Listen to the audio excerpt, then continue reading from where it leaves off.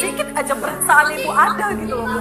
Ibu, ini kan masalah kantor aja, Bukan masalah dalam kantor, saya tahu. Ini kan udah sopan di sini ngomong. Justru ibu bilang ini nggak sopan. Lantas kenapa ibu taruh anak saya di bawah? Apa itu sopan? Tindakan sopan. Ibu kan orang yang berpendidikan sih, Bu. Ibu jauh lebih berpendidikan dari saya. Setidaknya janganlah buat anak saya kayak binatang kayak gini gitu loh. Ambil megang tangan saya, ibu ambil lah bu apa rapotnya Maisa. Kasihan loh bu, duduknya di semen kayak pengemis. Di situ saya nangis gitu. Ya Allah, kenapa kok gini kali gitu kan? Miris sekali, sangat miris. Kejadian ini, kes-kes seperti ini masih terjadi di Indonesia. Negara yang amat kaya dengan kekayaan alamnya. Negara yang amat kaya dengan penghasilan pajaknya.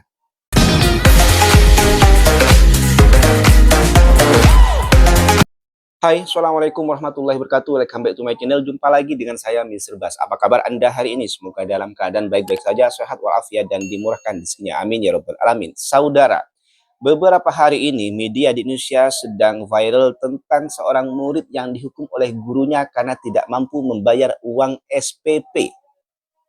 Karena si murid itu tidak mampu membayar uang SPP, maka si murid itu tidak mendapatkan rapot ya, nilai hasil ujian.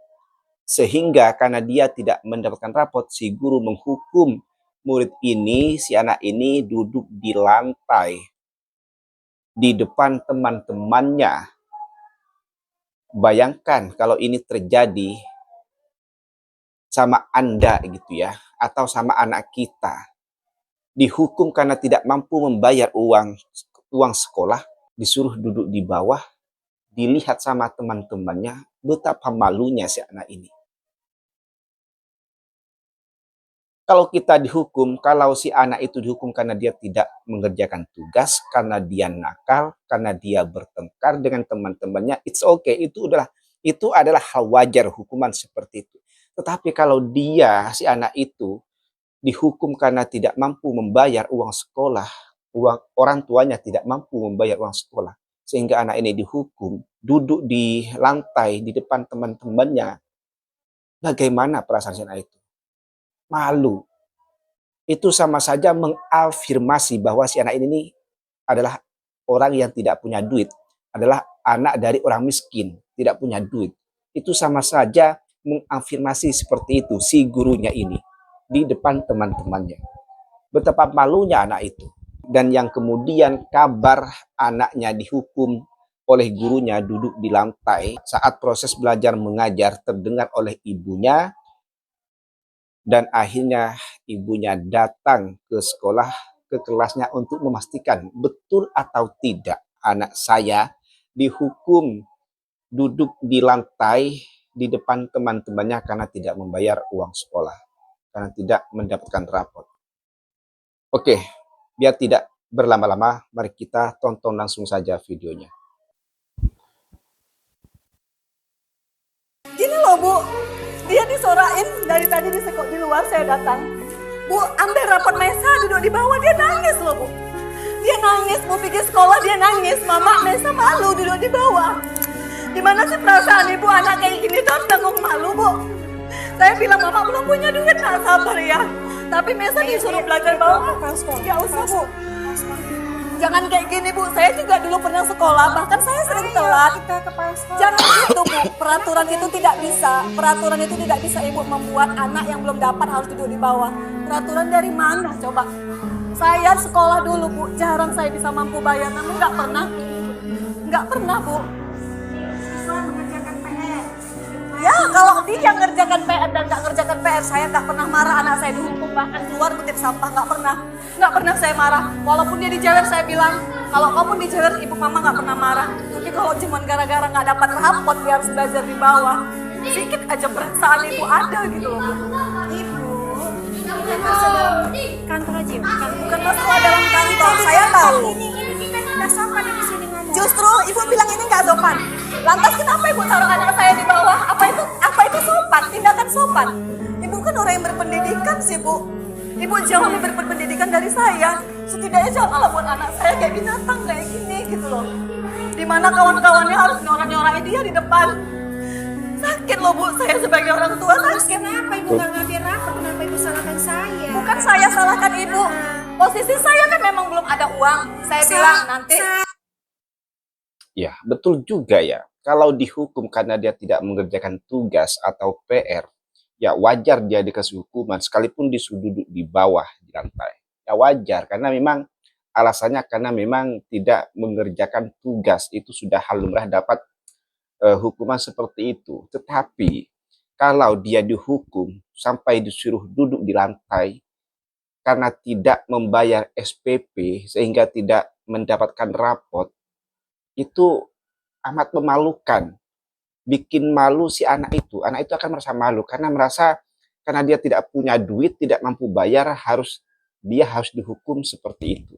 Ya, ini masalah finansial. Ini bukan masalah tugas. Ya, tadi si ibu juga bilang kalau dia dihukum karena dia tidak mengerjakan PR, karena dia nakal, boleh dijewer, dihukum apapun boleh. Si ibu itu tidak mau tahu. Tapi kalau dia dihukum karena tidak mampu bayar uang sekolah sehingga tidak mendapatkan rapot, itu sama saja mempermalukan anak itu sebagai orang yang kurang mampu. Padahal si ibu tadi itu sudah mengusahakan untuk membayar uang itu supaya mendapatkan rapot.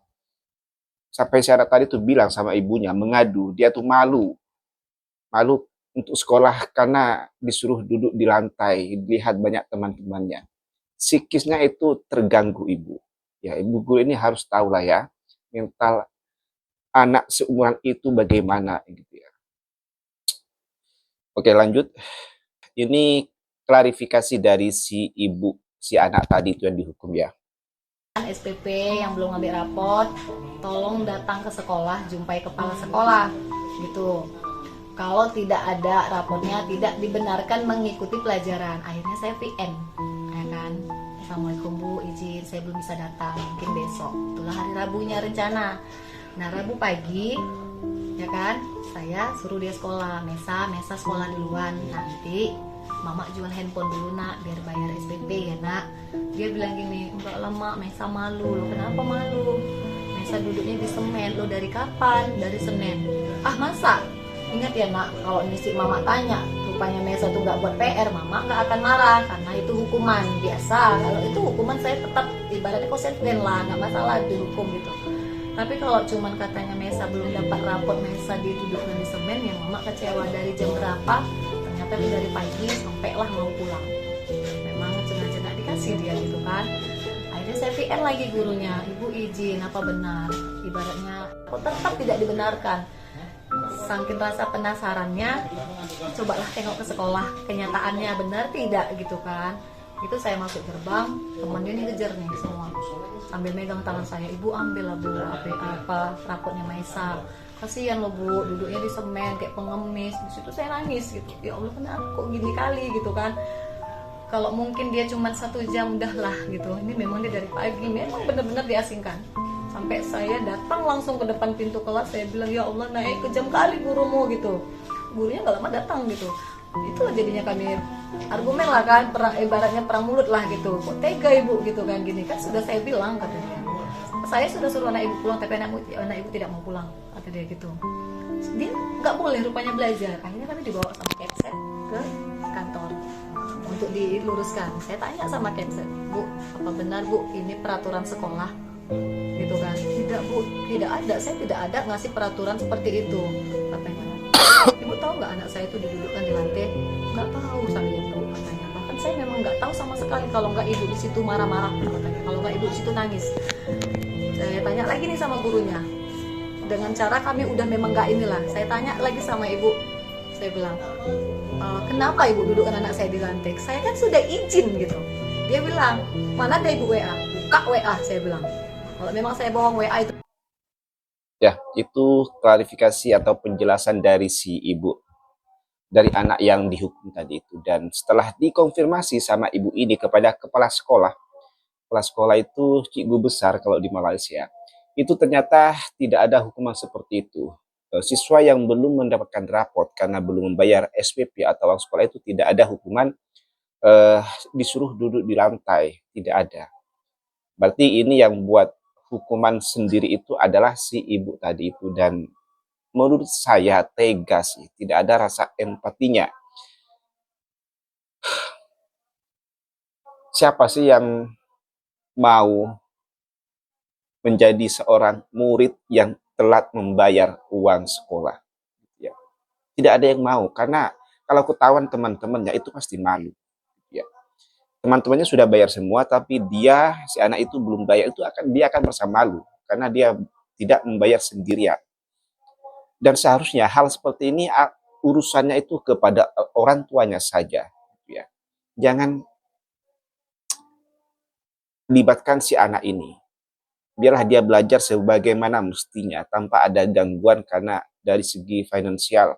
Biarlah itu menjadi urusan kepada orang tuanya, gitu ya. Kasihan, psikisnya akan terganggu dan kabarnya sampai si anak ini mau pindah sekolah. Bilang ke ibunya dia mau pindah sekolah ya. Kasihan sekali, terganggu dia mentalnya. Oke, ini menjadi viral ya, menjadi berita viral di Indonesia dan akhirnya mendapat perhatian dari orang-orangnya Presiden Prabowo Subianto, dari partainya Prabowo Subianto. Ya. Seperti apa perhatiannya dan bantuannya dari orang-orangnya Presiden ini? Oke, kita tonton bersama-sama. Ini loh Bu, dia disorain dari tadi di luar saya datang.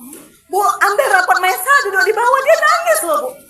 Dia nangis, mau pergi sekolah dia nangis. Mama Mesa malu duduk di bawah. Gimana sih perasaan ibu anak kayak gini datang kok malu Bu? Saya bilang mama belum punya duit tak sabar ya. Tapi Mesa disuruh belajar bawah. Di sini saya mewakili keluarga besar Gerindra Sumatera Utara. Ya ini mungkin jalannya kita duduk bersama di sini secara kekeluargaan. Kita duduk di sini mencari solusi supaya cari jalan yang terbaik dari paling baik. Dari pihak sekolah juga sudah meminta maaf atas kejadian ini secara resmi. Jadi alhamdulillah telah selesai mediasi secara kekeluargaan untuk mencari jalan yang terbaik. Sama-sama sudah saling memaafkan satu sama lain. Ini hari kami berkolaborasi dengan Pemko Medan dan Bapak Yon dan Gerindra Sumatera Utara. Si adik kami berikan beasiswa sampai tamat SMA. Ini juga menjadi perhatian khusus Bapak Presiden Prabowo Subianto yang dari pendidikan.